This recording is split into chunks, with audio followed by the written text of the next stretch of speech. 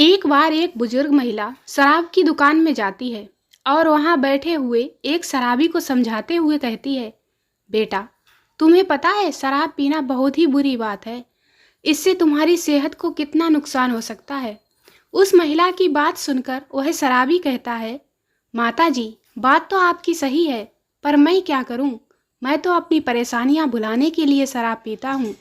शराबी की बात सुनकर महिला फिर उसे समझाते हुए कहती है, बेटा, शराब पीने से परेशानी कैसे हल हो सकती है, जरा मुझे भी समझाओ। शराबी कहता है, तो ठीक है, आप भी जरा एक पैग लगा कर देखो, और अगर उसके बाद भी आप मुझे शराब छोड़ने के लिए कहेंगी तो मैं शराब पीना हमेशा के लिए छोड़ दूंगा। शराबी की बात सुन महिला जवाब देती है, ठीक है बेटा, पर मेरी एक शर्त है कि तुम मेरे लिए शराब स्टील के गिलास में लाना, क्योंकि मैं नहीं चाहती कि किसी को पता चले कि मैं तुम्हारे साथ शराब पी रही हूँ।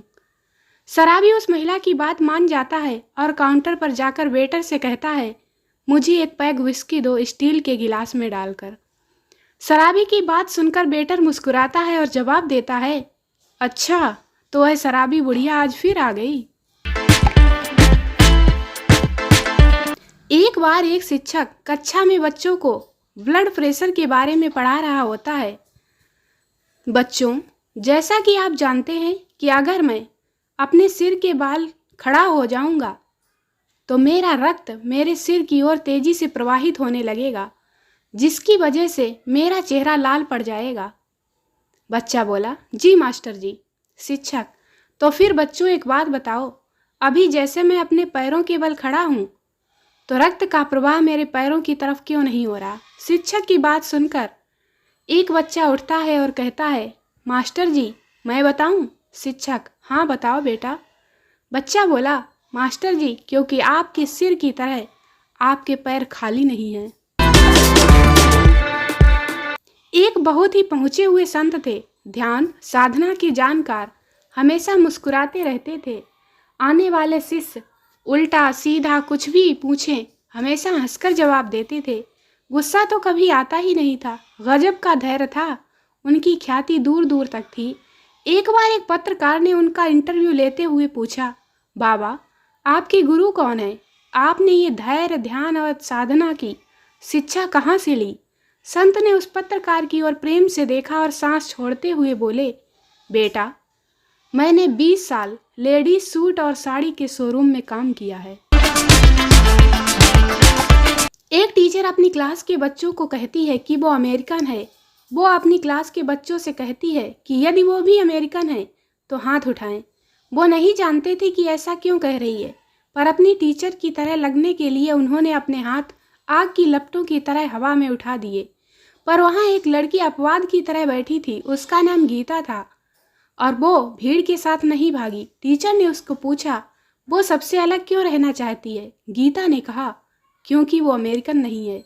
तब टीचर ने पूछा कि तुम क्या हो? उसने गर्व से कहा, मैं भारतीय हूँ और इस पर मुझे गर्व है। टीचर को अब गुस्सा आ गया। उसका चेहरा गुस्से से लाल हो गया। उसने पूछा, तुम भारतीय क्यों हो? गीता ने कहा, क्योंकि मेरे मम्मी पापा भारतीय हैं, इसलिए मैं भी भारतीय हूँ। अब टीचर का गुस्सा और बढ़ गया। ये कोई कारण नहीं है, उसने चिल्लाते हुए कहा, अगर तुम्हारी मम्मी और पापा इडियट हैं तो क्या तुम हो?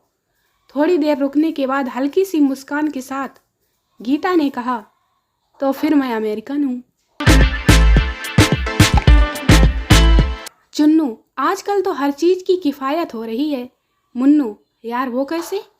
चुन्नू, हमारे पड़ोस में एक द्रौपदी आंटी रहती हैं, मगर उनका एक ही पति है।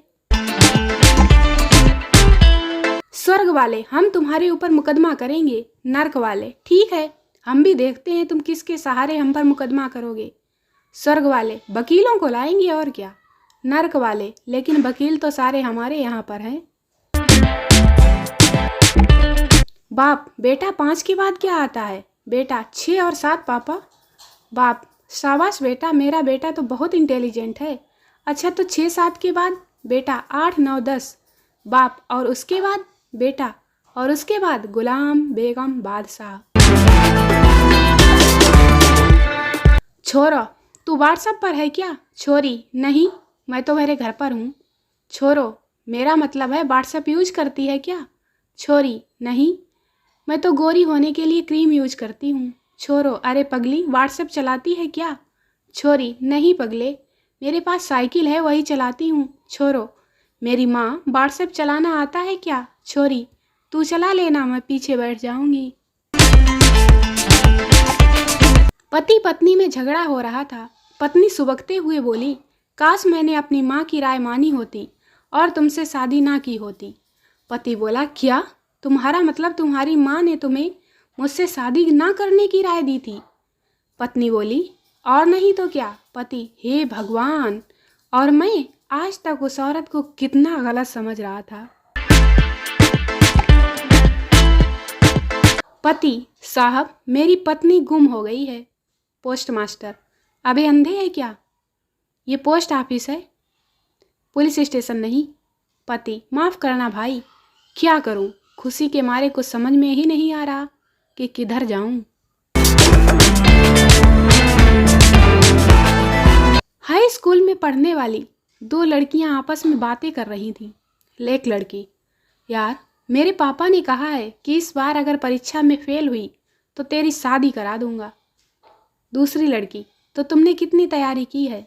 लड़की, बस फेशियल बाकी है।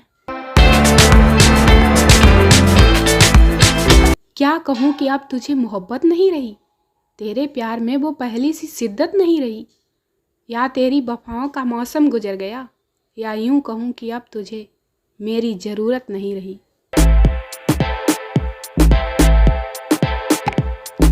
चिंटू कक्षा में एक गधा लेकर आया। अध्यापक ने चिंटू से पूछा, इसको कक्षा में क्यों लेकर आए हो?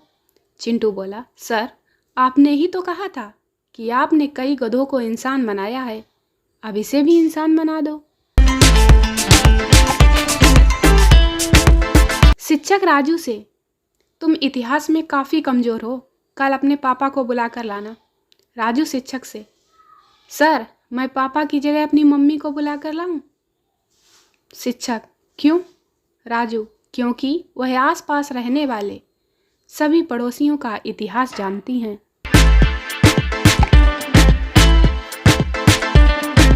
न्यूटन का प्रश्न, 5 के बीच में 4 कैसे लिखोगे?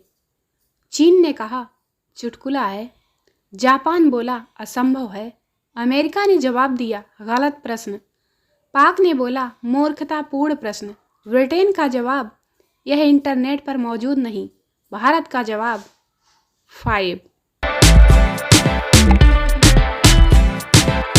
दोस्तों, वीडियो को लाइक करें, शेयर करें, चैनल को सब्सक्राइब जरूर करें। मिलते हैं अगले वीडियो में, तब तक के लिए बाय बाय।